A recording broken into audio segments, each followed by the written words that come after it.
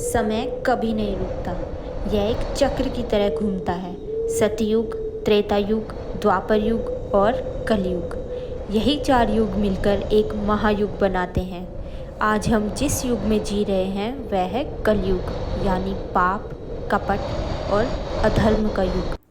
वर्तमान समय में कलयुग के 5125 वर्ष बीते हैं। कलयुग की कुल अवधि 4,32,000 वर्ष है। इस प्रकार कलयुग का अंत 4,26,875 वर्ष बाद होगा। लेकिन क्या आप जानते हैं कि कलयुग भी एक जैसा नहीं रहता, यह भी 4 चरणों में बटा हुआ है।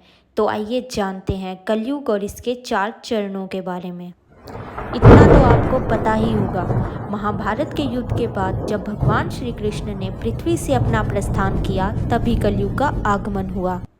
राजा परीक्षित के समय कलि पुरुष ने पृथ्वी पर प्रवेश किया। अगर आप इस बारे में विस्तार से जानना चाहते हैं कि कैसे कलयुग आया और कैसे उसने राजा परीक्षित से कुछ जगहों पर रहने की अनुमति मांगी और फिर वह पृथ्वी पर ही रह गया, तो आप मेरी कलयुग सीरीज़ देख सकते हैं। तो चलिए अब बात करते हैं कलयुग के 4 चरणों के बारे में। पहला चरण, कलयुग का पहला चरण जिसे स्वर्ण युग भी कहा जाता है, श्री कृष्ण के पृथ्वी से जाने के बाद शुरू हुआ था। यह चरण 18 फरवरी 3102 ईसा पूर्व मध्य रात्रि से शुरू हुआ माना जाता है। इसी चरण में धर्म और शासन का पतन होना भी शुरू हो जाता है। ऐसा कहा जाता है कि अभी हम जिस चरण में जी रहे हैं वह अभी पहला चरण है।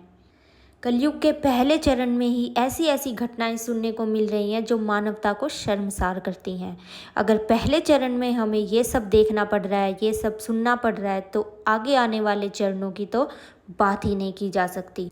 मानवता को शर्मसार करने वाली घटनाओं को सुनकर और देखकर तो यही लगता है कि कलयुग का अंतिम चरण आने ही वाला है, या शायद अंतिम चरण वह होगा जिसकी हम कल्पना भी नहीं कर सकते। तो चलिए अब बात करते हैं दूसरे चरण की। जैसे जैसे दूसरा चरण शुरू होगा, धर्म और भी कमज़ोर पड़ने लगेगा। मनुष्य के जीवन में स्वार्थ और कपट बढ़ने लगेगा। संबंधों में दरारें आने लगेंगी। गुरु और शिष्य, माता पिता और संतान, पति और पत्नी, सबके रिश्तों में दरार और संदेह पैदा होने लगेगा। यह वो समय है जब पाप तेज़ी से बढ़ने लगेगा। अब बात करते हैं तीसरे चरण की। तीसरे चरण में धन और वासना सबसे बड़ी प्राथमिकता बन जाएंगी। ईमानदारी और इंसानियत खोती जाएगी। झूठ, भ्रष्टाचार और अत्याचार अपने चरम पर पहुंच जाएंगे। हर जगह हिंसा, लालच और मोह माया का बोलबाला होगा। धरती माँ करा रही होगी क्योंकि मनुष्य केवल भोग और स्वार्थ के पीछे ही भागेगा।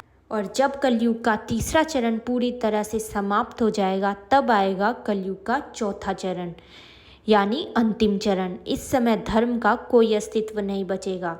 मनुष्य केवल अपनी इच्छाओं और पापों में डूबा रहेगा। समाज पूरी तरह अराजकता से भर जाएगा और तभी भगवान विष्णु कल्कि अवतार के रूप में अवतरित होंगे। वे अधर्म का अंत करेंगे और कलयुग की समाप्ति के बाद एक नए सतयुग की स्थापना करेंगे। एक बात तो निश्चित है, चाहे कलयुग कितना भी अंधकारमय क्यों ना हो, शास्त्रों में एक मार्ग स्पष्ट रूप से बताया गया है। इस युग में केवल भक्ति ही मनुष्य को मुक्ति दिला सकती है। भगवान का नाम, भजन और कीर्तन ही हमारे जीवन की रक्षा कर सकते हैं। याद रखिए, कलयुग अंधकार है पर भक्ति ही इसमें प्रकाश है। क्या आप भी यही चाहते हैं कि कलयुग आप सब पे कभी हावी ना हो? तो कमेंट करके ज़रूर बताना, और अगर इस बारे में आपको कुछ और पता है तो वो भी कमेंट करके ज़रूर बताना। And subscribe for more such videos.